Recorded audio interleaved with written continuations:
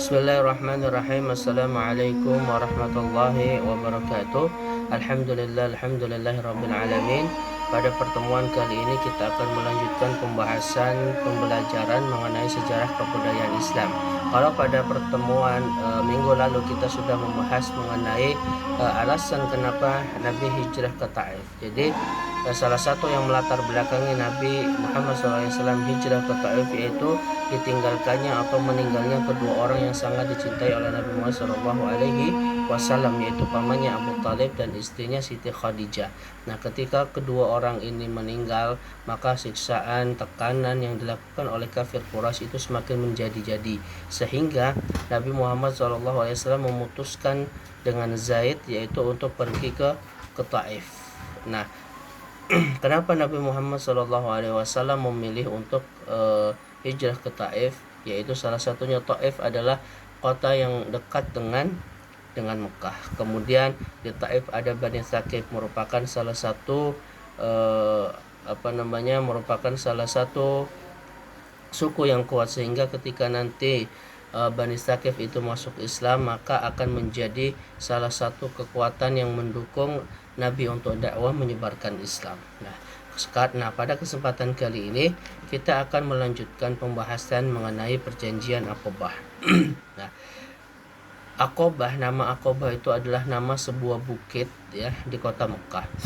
Nah, jadi pada tahun ke-12 kenabian bertepatan dengan tahun 621 Masehi, Nabi Muhammad SAW menemui rombongan haji dari Yastrib. Nah, rombongan haji tersebut kira-kira berjumlah sekitar 12 orang ya.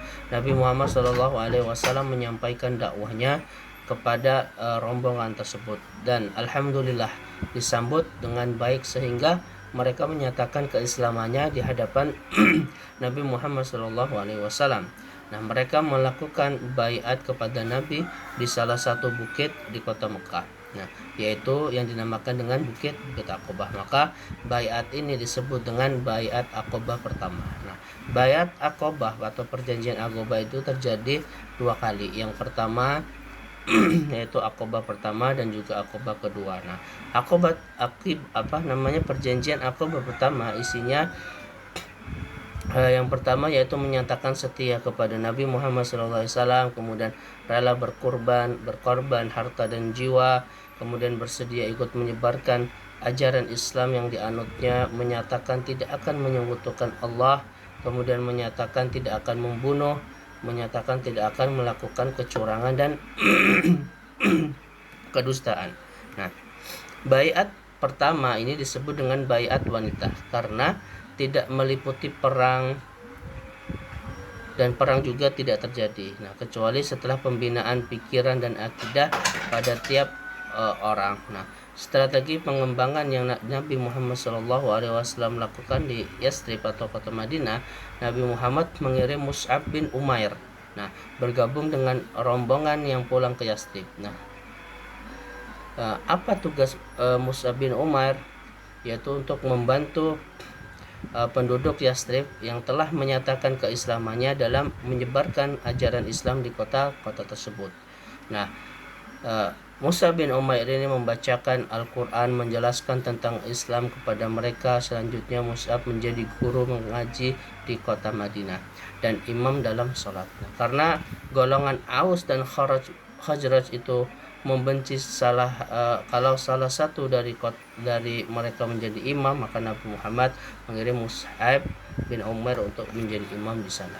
Nah, pada tahun ke-13 kenabian bertepatan dengan tahun 622 Masehi, nah jamaah Yastrib datang kembali ke kota Mekah untuk melakukan ibadah haji. Nah, jamaah tersebut berjumlah sekitar 73 orang. Nah, setibanya di kota Mekah mereka menemui Nabi Muhammad SAW, dan atas nama penduduk Yastrib mereka menyampaikan pesan untuk disampaikan kepada Nabi Muhammad SAW. Nah, berupa permintaan masyarakat Yastrib agar Nabi Muhammad SAW bersedia datang ke kota mereka. Untuk apa? Memberikan penerangan tentang ajaran Islam dan sebagainya. Nah, permohonan dari masyarakat Yastrib akhirnya dikabulkan Nabi Muhammad SAW, dan beliau menyatakan kesediaannya untuk datang dan berdakwah di sana. Nah, untuk memperkuat kesepakatan tersebut, maka mereka mengadakan perjanjian kembali di Bukit Aqobah. Nah, karenanya perjanjian ini di dalam sejarah Islam dikenal dengan sebutan perjanjian Aqobah kedua. Nah, apa isinya? Yang pertama, bahwa penduduk Yastrib siap bersedia melindungi Nabi Muhammad SAW. Penduduk Yastrib ikut berjuang dalam membela Islam dengan harta dan jiwa. Nah, penduduk Yastrib ikut berusaha memajukan agama Islam dan menyiarkan kepada anak saudara mereka. Kemudian penduduk Yastrib siap menerima segala resiko dan tantangan. Nah, setelah pelaksanaan baiat tersebut, Nabi Muhammad meminta 12 pemimpin sebagai nakib ya kepada kaum mereka dalam rangka merealisasikan baiat, ya, dalam rangka mewujudkan baiat.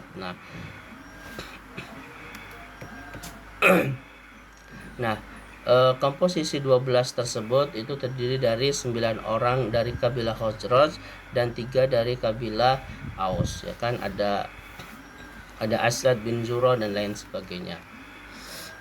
Nah, dengan itulah Rasulullah menegaskan kepada mereka dengan sabdanya, kamu semua adalah penjamin sebagian golongan Al-Hawariyun adalah penjamin kepada Isa bin Maryam, dan aku adalah penjamin kepada umatku. Nah, maka jawab mereka yaitu dengan ya. Nah, dengan keputusan ini terbukalah di hadapan Nabi Muhammad SAW harapan baru untuk memperoleh kemenangan, karena telah mendapatkan jaminan bantuan dan perlindungan dari masyarakat Yastrib. Nah, sebab itu pula lah kemudian Nabi Muhammad SAW memerintahkan kepada sahabat-sahabatnya untuk hijrah ke kota Yastrib, karena di kota Mekah mereka tidak dapat hidup tenang dan bebas dari gangguan, ancaman, dan penyiksaan dari orang kafir Quraisy. Nah, selain itu ada beberapa faktor yang mendorong Nabi Muhammad SAW memilih Yastrib sebagai tempat hijrah umat Islam. Yang pertama, Yastrib adalah tempat juga yang paling dekat selain kota Taif. Kemudian sebelum diangkat menjadi nabi, beliau telah mempunyai hubungan baik dengan penduduk kota tersebut. Nah, hubungan ini berupa ikatan persaudaraan kakek, karena kakek Nabi Abdul Muttalib beristrikan orang Yastrib. Nah, di samping itu ayahnya dimakamkan di sana juga. Nah, penduduk Yastrib sudah dikenal Nabi karena kelembutan budi pekerti dan sifat-sifat yang baik. Nah, kemudian bagi diri Nabi sendiri, hijrah merupakan keharusan selain karena perintah Allah Subhanahu wa taala.